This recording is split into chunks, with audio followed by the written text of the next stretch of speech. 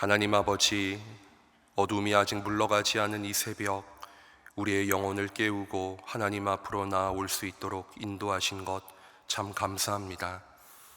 빛이신 주님의 말씀을 우리 안에 담기 원하오니 성령님 임하셔서 우리의 눈을 여시고 주의 법에 기이한 것을 보게 하여 주옵소서. 주님, 오늘은 요엘 선지자의 무거운 말씀 앞에 섭니다.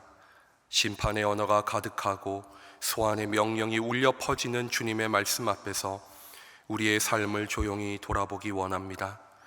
세상에는 여전히 정의가 희박하고 공의가 흐르지 않는 듯해 보입니다. 악은 가득하고 하나님의 백성들은 고통받고 있는 것 같습니다. 연약한 자들과 함께 하시며 그들의 편이 되어주시는 공의로우신 하나님께서 주님의 백성들을 살피시고 하늘의 위로와 평강을 내려 주옵소서. 오랜 침묵과 기다림 속에서 하나님의 구원과 회복을 바라는 사람들을 기억하시고 그들이 드리는 간절한 기도와 소망에 속히 응답하여 주옵소서. 우리의 작은 목소리에 반응하시며 우리의 삶을 세밀하게 돌보시는 하나님의 은혜에 감사하는 하루를 살게 하옵소서. 나라와 민족을 위해 기도합니다. 앞날을 예측하기 어려운 시대 속에서 이 나라가 나아가야 할 길을 선명하게 보여 주옵소서. 각 나라는 자국의 이익을 극대화하기 위하여 대립하고 갈등하고 있습니다.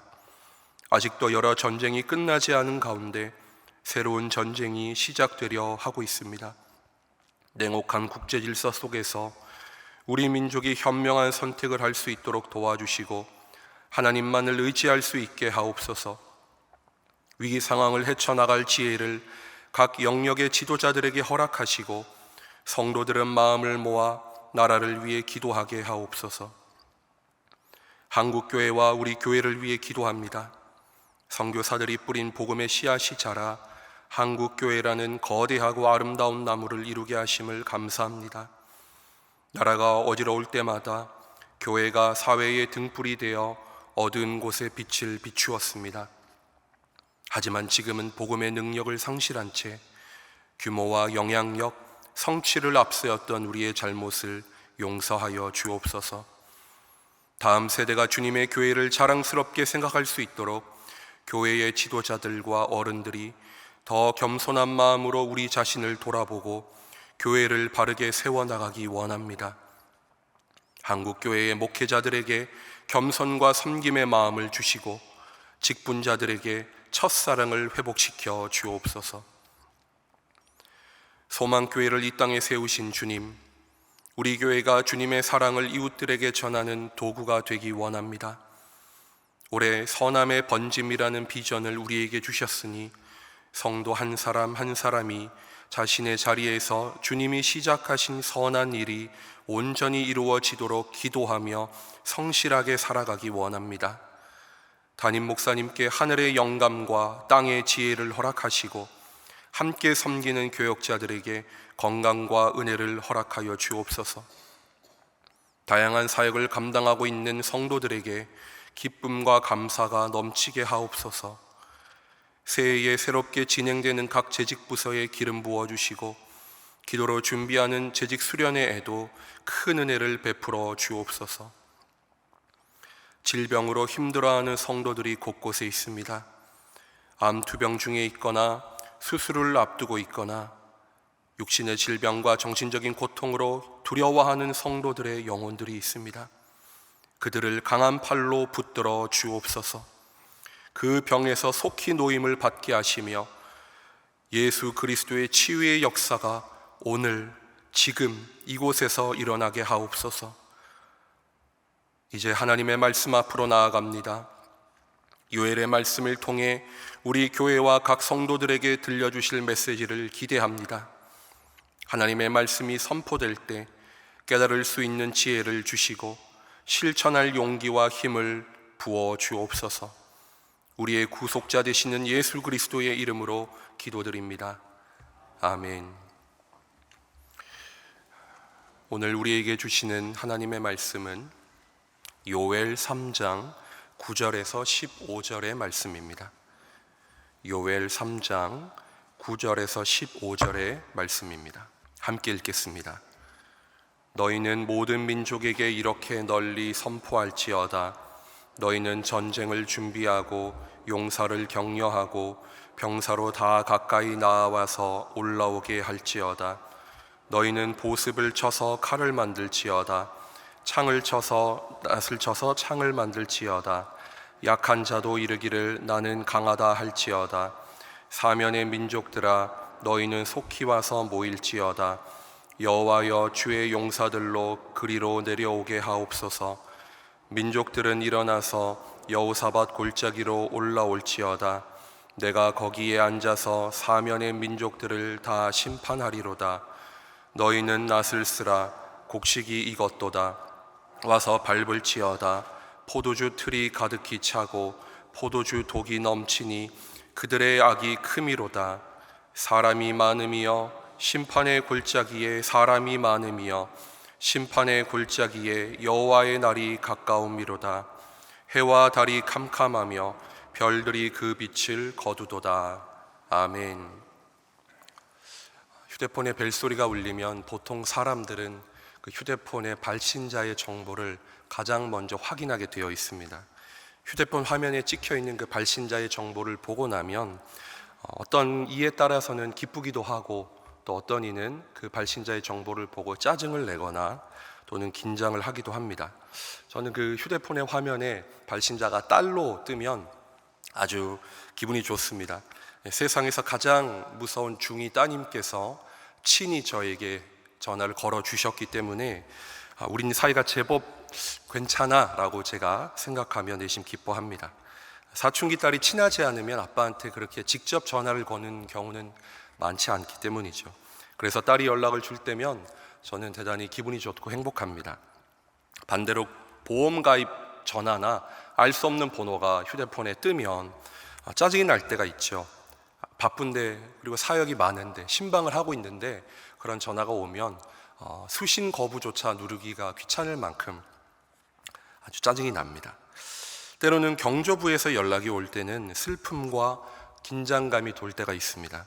전화 너머로 지구 성도님의 장례 소식을 듣게 되면 왠지 모르게 마음이 숙연해지고 또 슬픔이 함께 몰려올 때가 있습니다. 제일 무서운 연락은 누구일까요? 아내의 연락입니다. 아내가 카톡을 보내지 않고 직접 전화를 한다는 건 제가 무엇을 잘못했다거나 아니면 어떤 일로 저를 소환한다거나 대다수의 경우는 심부름을 시켜야 할 때 저에게 직접적으로 전화를 합니다. 그래서 아내의 소환은 늘 제게 임박한 종말론으로 다가옵니다. 전화에서 울려 퍼지는 벨소리는 다 똑같습니다. 진동 소리도 같습니다. 그런데 누가 전화를 했느냐에 따라 그 소리는 전혀 다르게 느껴집니다. 같은 연락이지만 누구의 연락은 기다리던 소식이고 또 누구의 연락은 피하고 싶은 호출, 즉 소환입니다. 요엘 3장 9절에서 15절의 말씀도 그렇습니다. 하나님께서 온 민족을 소환하십니다. 이리로 몰려오라, 이 골짜기로 모이라. 주님께서 그렇게 소환을 하시죠. 그 소환을 들은 어떤 이들은 두려운 심판으로 듣습니다. 또한 어떤 이들은 오랫동안 기다린 구원의 소식으로 그것을 해석합니다. 같은 하나님의 소환, 그러나 전혀 다르게 들리는 요엘의 말씀, 오늘 이 새벽 이 하나님의 소환에 대하여 한번 살펴보기를 원합니다. 오늘 우리가 읽은 요엘 3장 9절에서 15절에는 이스라엘의 회복에 대한 직접적인 언급은 나오지 않습니다. 우리가 읽고 있는 이 요엘의 말씀, 또 요엘을 비롯한 수많은 소선지서를 우리가 매일의 이 말씀을 위해 편집하고 이제 책을 만들 때 이렇게 어떤 의도와 목적을 갖고 자르게 되는데요. 오늘 말씀에는 위로의 언어도 희망의 소망도 전혀 기록되어 있지 않습니다. 그래서 자칫 무겁고 또 냉기가 가득한 말씀으로 우리가 받아들일 수 있습니다. 9절에서 이 15절까지는 주로 언급되는 표현들이 있는데요. 제가 한번 읽어드리겠습니다. 모든 민족에게 선포하라. 전쟁을 준비하라. 민족들을 심판하리로다. 여호와의 날이 가까움이라. 우리에게 얼핏 들었을 때도 드는 느낌이 무엇입니까? 두렵다, 무섭다, 예사롭지 않다, 이런 감정이죠. 선포하다, 전쟁, 심판하다, 여호와의 날, 그것이 가까웠다. 이런 표현들은 살벌한 분위기가 감돈다는 사실을 우리가 직감적으로 알 수 있는 표현들입니다. 직접적인 심판의 대상이 아닌 현대 그리스도인들, 우리가 이 새벽에 와서 이 말씀을 본다 하더라도 심판하시려는 하나님의 결의가 대단하다, 하나님은 이 심판을 더 이상 늦추실 마음이 없다라는 사실을 우리가 느낄 수 있습니다. 지난주에 읽은 3장 전반부나 그리고 다음 시간에 읽을 3장 후반부에 나오는 유다와 예루살렘의 회복은 오늘 등장하지 않습니다. 전쟁과 심판이라는 거대한 역사적이고 신학적인 주제가 우리 앞에 떡하니 버티고 서 있을 뿐입니다. 그래서 하나님의 자녀인 우리조차 엄숙한 하나님의 말씀 앞에서 한기를 느끼게 됩니다. 오늘 본문은 이스라엘 백성을 사방으로 흩어버린 사악한 이방 민족들을 향한 하나님의 소환장입니다. 하나님의 소환장. 9절의 말씀을 함께 읽도록 하겠습니다. 너희는 모든 민족에게 이렇게 널리 선포할지어다. 너희는 전쟁을 준비하고 용사를 격려하고 병사로 다 가까이 나와서 올라오게 할지어다.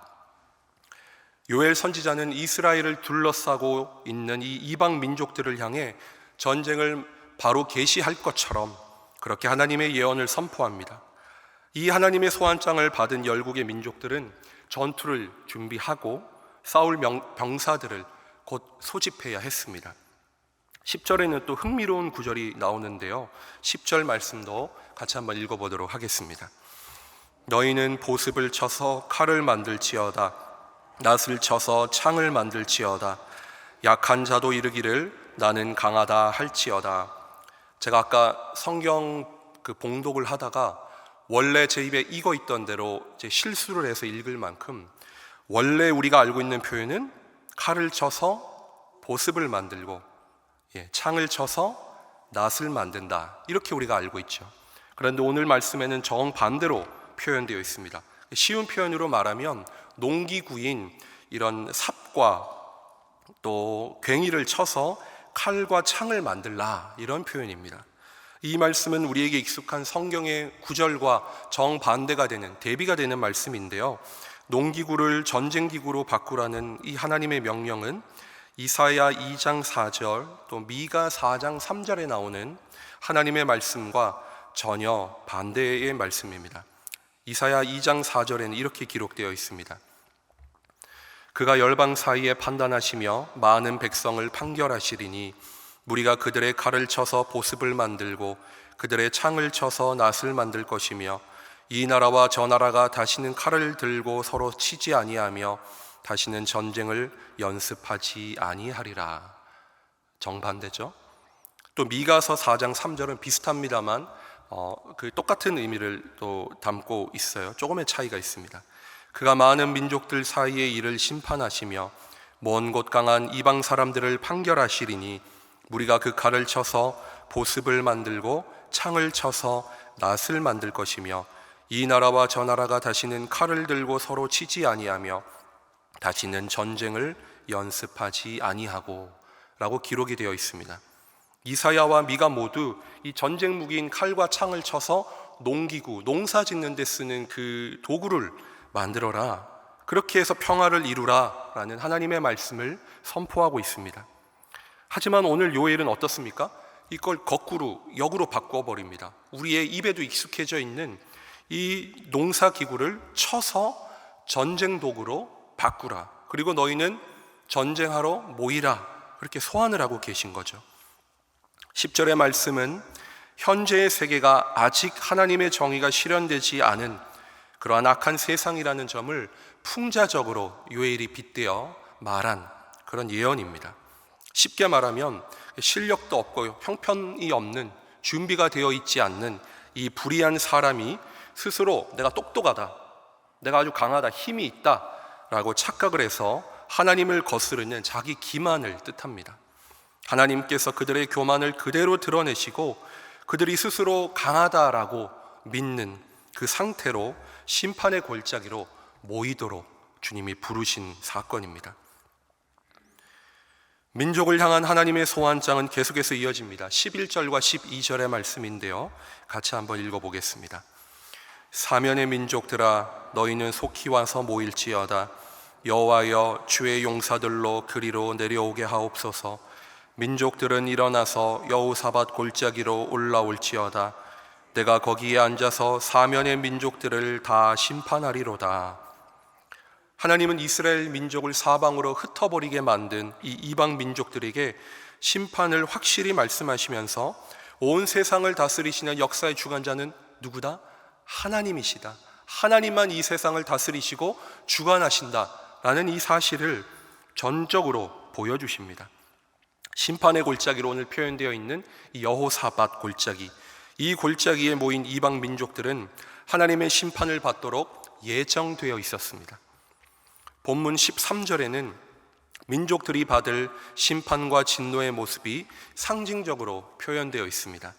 13절 말씀입니다. 너희는 낫을 쓰라. 곡식이 익었도다. 와서 밟을지어다. 포도주 틀이 가득히 차고 포도주 독이 넘치니 그들의 악이 크미로다. 여기에 나와 있는 표현을 보면 농사의 표현들을 계속해서 쓰고 있죠. 요엘은 오늘 의도적으로 계속해서 농기구를 전쟁기구로 바꾸고 농사의 그 표현을 써서 너희의 악이 얼마나 심각하고 가득 차 있는가를 아주 우리에게 깊이 와닿도록 표현하고 있습니다. 이스라엘 사람들은 이 말씀을 보았을 때 더욱더 그렇게 느꼈겠죠. 하나님의 거룩한 전쟁을 통해서 열국이 받게 될 심판은 추수와 포도주를 밟는 과정, 이 두 과정으로 묘사됩니다. 포도주를 짜는 이 틀을 말하는 가트라는 이 높은 곳에 설치된 틀을 말하는 단어가 있습니다. 그리고 포도송이를 여기에 채워서 이제 즙을 짜는 거죠. 하예 카빔은 그렇게 짜낸 포도주를 담는 이 독을 의미한다고 합니다. 구약에서는 이 포도주 틀을 밟는 이미지가 종종 하나님의 심판을, 진노를 상징하는 그런 표현이었습니다. 그렇지 않습니까? 이렇게 발로 이겨 누르고 포도주를 하나하나 터뜨리는 그런 과정 자체가 하나님께서 그 죄악을 없이 하시고 멸하시는 그러한 것을 보여주는 상징이죠. 따라서 곡식이 다 익어 자르는 이 행위, 그리고 포도주를 자르고 포도주를 짜는 행위 모두 이방 민족들의 죄악이 가득해서 하나님의 심판이 더 이상은 지체될 수 없고 반드시 진행되어야 한다는 사실을 우리에게 명백히 보여줍니다. 이 심판은 충동적이거나 갑자기 일어나는 일이 아닙니다. 오랜 시간 동안 충분히 쌓이고 무르익은 죄악, 그것을 더 이상 가만히 둘 수 없었기 때문에 일어나는 정의로운 하나님의 예정된 소환이자 심판이었습니다. 자신의 백성을 공격하고 다른 나라들에 팔아버린 이 이방 민족의 죄를 심판하는 이 하나님의 모습은 어떻습니까? 저는 두렵습니다. 하나님이 이렇게 무섭고 하나님이 이렇게 냉정한 분이셨나 라는 생각이 들 만큼 오늘 이 말씀을 접하며 설교를 준비하는 내내 이 하나님의 심판 앞에서 우리가 어찌 피할까라는 그런 생각이 들 정도였습니다. 그날이 바로 14절에 여호와의 날로 묘사되어 있습니다. 구약의 예언서에 등장하는 이 개념인 여호와의 날, 이 날은 하나님께서 죄를 벌하기 위하여 적극적으로 개입하시는 날입니다. 그 날은 창조 세계가 전체가 변하여서 빛을 잃고 떨어지는, 흔들리는 우주의 순간을 나타냅니다. 그래서 요엘서 바로 앞에 가보면 피와 불과 연기로다라는 표현을 쓰며 또 천체에 대한 이야기를 하죠.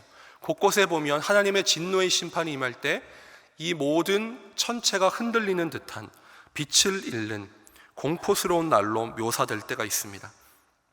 하지만 요엘이 말하는 이 여호와의 날은 하나님의 백성에게는 두렵고 떨리는 날이 아니라 하나님의 정의가 실현되는, 하나님의 공의가 강물같이 흐르게 되는, 온전히 모든 것이 회복되는 날입니다. 정의를 부정한 사람들에게 바쳐지는 이 하나님의 모습은 무섭고 냉정해 보이기도 합니다. 하지만 정의를 기다린 하나님의 자녀들에게는 구원과 회복을 일으키시는 자비로운 아버지의 모습으로 우리에게 다가오시고 있습니다. 지금까지 살펴본 이 요엘 3장 9절에서 15절은 하나님의 소원과 또 열국의 심판, 전쟁의 기운이 감도는 무겁고 냉혹한 분위기를 계속해서 풍기고 있습니다. 이런 본문을 받게 되면 설교자로서 성도들에게 어떤 메시지를 전해야 할까 늘 고민을 하게 됩니다. 본문을 나에게, 오늘 지금 나에게 주시는 말씀으로 받아들이는 성도들이 있고, 또 오늘을 살아갈 일용할 양식, 하늘에서 오늘 지금 내게 주시는 만나로 매출하기로 이 말씀을 받기로 사모하고 오시는 성도들이 새벽에 많기 때문에 이런 말씀을 전하는 저도 듣는 성도들도 당황하기는 마찬가지입니다. 그런데 우리가 이제 매일 새벽 기도회가 진행되고 또 연속적으로 이어지기 때문에 곧 하나님의 은혜의 말씀이 나올 것이다. 그리고 지난주에 또 지난번 시간에 하나님의 은혜의 말씀이 그렇게 선포되었다는 사실을 우리가 기억하고 또 짐작을 할 수 있죠. 하지만 심판의 말씀은 힘겨운 하루를 버티며 살아가는 누군가에게는 오늘 내게 주시는 하나님의 은혜로 직접 와닿지 않을 수도 있습니다. 하지만 설교자는 오늘 우리 공동체 또 저에게 각 개인에게 주시는 이 하나님의 엄숙한 말씀을 과감 없이 전하고 해석해야 할 사명을 가지고 있습니다. 동시에 평신도들이 이 말씀 안에 숨겨져 있고 가려져 있고, 아니 우리에게 확실하게 보여져 있지만 잠시 보지 못하는 은혜, 곧 다가올 구원과 회복의 사건을 앞당겨 보여주는 예언자적 역할을 수행해야 합니다. 우리가 예언적 설교를 말할 때 단지 심판, 또 회개를 촉구하는 메시지로만 우리가 이해할 때가 많이 있습니다. 하지만 모든 대선지와 소선지의 공통된 예언적 설교의 주제는 하나님의 심판 이후에 하나님의 그 엄한 명령과 소환 이후에 주님의 회복과 미래를 향한 소망이 오늘 우리에게 주어진다는 사실입니다. 오늘 주어진 이 본문에는 회복의 말씀이 우리가 아는 대로 나오지 않습니다. 온통 전쟁의 준비와 진군 소리, 심판의 예정, 어두움이 가득합니다. 빛을 잃었습니다. 이 새벽처럼 캄캄합니다. 열국을 부르시는 하나님의 명령만이 뚜렷하고 선명하게 보일 뿐이죠.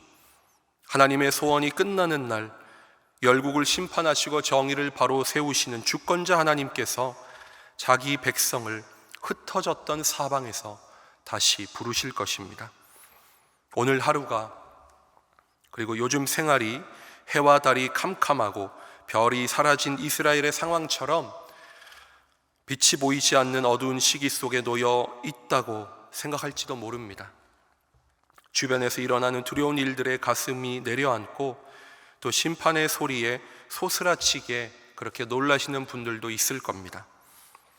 하나님이 소환하셔서 심판의 골짜기로 모여들고 있는 이 열방의 민족들의 마지막 진군 소리를 하나님의 역사의 주관자로서의 심판의 소리로 듣지 못하고 우리를 애워싸고 공격하려는 그 일시의 소리로 오해하는 분도 여기 있을 수 있습니다. 지금 당장 눈앞에 하나님의 구원과 회복이 보이지 않기 때문에 우리는 하나님의 신실하신 약속을 잊어버리고 때로는 오해하거나 곡해할 때가 있죠. 하지만 여러분, 두려워하거나 염려하지 마십시오. 다윗은 시편 3장 6절에서 이렇게 고백하였습니다. 천만인이 나를 애워싸 진친다 하여도 나는 두려워 아니하리로다. 오늘 본문이 우리에게 주는 한 가지 메시지는 분명합니다. 하나님의 소환은 악인들에게는 심판이지만 하나님의 구원과 공의를 기다리는 사람들에게는 회복의 메시지입니다. 역사 속에서 공동체 안에서 개인의 삶 가운데 하나님의 소환과 심판은 반드시 이루어져야 합니다. 그동안 하나님은 오랫동안 세상의 악에 대하여 참고 기다리셨습니다. 하나님의 정의가 세워져야 회복이 일어날 수 있습니다. 그래서 하나님은 우리 모두를 불러 세우셔야 합니다. 여기서 우리가 기억해야 할 사실이 있죠. 하나님의 소환이 이중적 성격을 띈다는 말입니다. 설교 내내 계속해서 여러분과 함께 나누고 있는 주제입니다. 이스라엘 백성을 팔아넘겼던 열국에게 하나님의 소환은 엄숙한 또 엄정한 결정과 심판입니다. 하지만 고난을 받은 이스라엘 백성에게는 또한 하나님의 백성인 우리에게는 이 하나님의 소원은 회복을 위한 하나님의 부름입니다. 다시 말해 죄악의 심판을 통해 하나님의 정의가 세상 속에 실현되고 하나님의 백성이 제자리로 돌아오는 구원의 복된 초청입니다. 그렇기 때문에 하나님의 백성인 우리에게 하나님의 소원은 두려운 소식이 아니라 기쁨과 감사의 메시지입니다. 오늘 새벽 아직 회복이 성취되지 않았고 또 응답이 더디 이루어지며 인내의 시간을 보내고 있는 분들이 혹시 이곳에 계시다면 하나님께서 큰 목소리로 여러분을 말씀과 기도의 자리로 부르고 계신다는 사실을 기억하십시오. 그리고 우리의 삶 속으로 직접 들어오신 하나님께서 열방의 주인이요 온 우주의 통치자라는 이 든든하고 이 놀라운 사실을 인식하십시오. 정의를 사랑하시는 하나님은 지금도 세계 곳곳에서 일어나고 있는 불의와 그 불법을 알고 계십니다. 그리고 그 죄악을 곧 심판하시고 고난 속에서 고통받고 있는 하나님의 백성들과 함께 하시며 그들을 구원의 자리로, 회복의 자리로 부르실 것입니다. 하나님은 개인의 삶의 문제를 해결해 주시는 분인더러 또한 요엘은 오늘 새벽 우리에게 온 우주를 창조하시며 열방을 다스리시는 하나님이라고 말씀하고 있습니다. 그 말씀을 새롭게 인식하는 여러분 되시기를 바랍니다. 당장 오늘은 아니지만, 바로 지금은 아니지만, 이곳은 아니지만 신실하신 하나님께서 여러분의 깨어진 영혼과 흩어진 삶의 조각을 모아 회복하실 것입니다. 매서운 겨울이 지속되고 있지만 따스한 햇살이 캄캄한 이 새벽을 지나 우리의 삶 속에 온화하게 완연하게 비칠 것입니다. 곧 회복하실 하나님과 동행하는 이 하루를 잠시만 버티십시오. 기도하겠습니다. 하늘에 계신 우리 아버지, 아버지의 이름을 거룩하게 하시며 아버지의 나라가 오게 하시며 아버지의 뜻이 하늘에서와 같이 땅에서도 이루어지게 하소서. 오늘 우리에게 일용할 양식을 주시고 우리가 우리에게 잘못한 사람을 용서하여 준 것 같이 우리 죄를 용서하여 주시고 우리를 시험에 빠지지 않게 하시고 악에서 구하소서. 나라와 권능과 영광이 영원히 아버지의 것입니다. 아멘.